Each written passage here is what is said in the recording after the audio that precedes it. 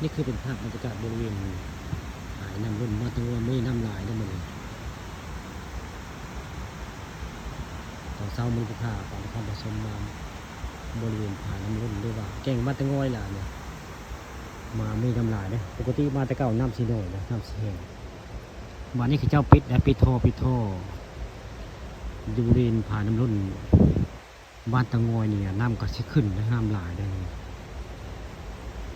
ปกติมาเนี่ยเขาเจ้าเปิดทอดมาที่แห่งนะ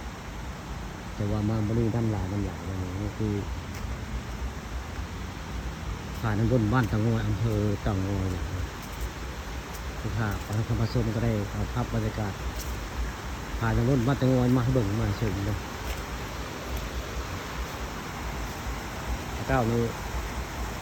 มาเนี่ยบ่มีน้ำแล้วหลายเดือนเลยมันลดพื้นมาเมื่อเขาเจ้าปิดขับได้บ่ายน้ำลายได้ถ้าแม่แนวเขาเจ้าเอา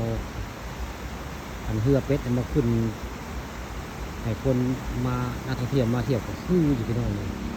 อยู่บริเวณผาน้ำรุ่นหรือว่าพญาเต่างอย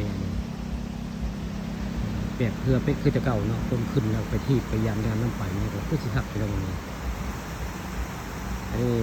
เหมาะสมได้อันผ่านรุ่นแต่หาบ่มีอันขึ้นก็คือเป็นเหือขึ้นคือตะกี้เนาะตะเก่าไม่มีกี่ได้อยู่เวนั่นด้านหน้าของพญาเต่างอยสิมีได้เหือเป็ดพี่น้องให้นักท่องเที่ยวมาขึ้นมาจ้างขึ้นไว้ง่ายเลยมาปั่นมาบริเวณด้านหน้าพญาเต่างอยน้ำแล้วหลายปีได้สมัยนายกเตียมมีได้มีเหือเป็ดขึ้นไปที่ปียันแล้วมันก็ที่ลอยเลาะไปลงมาบริเวณนี้หนึ่งมองผ่านบนตะงอยนี่คักได้บรรยากาศตะเก่าได้ตอนนี้โมมีพี่น้องเลย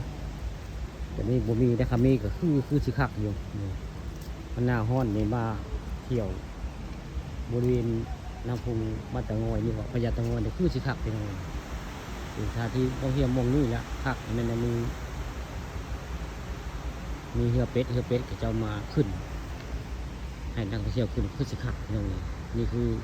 ภาพบรรยากาศน้ำพุงบ้านตะงอยอำเภอตะงอยเลยเรียบไปน้ำหลานบรรยากาศคักพี่น้อง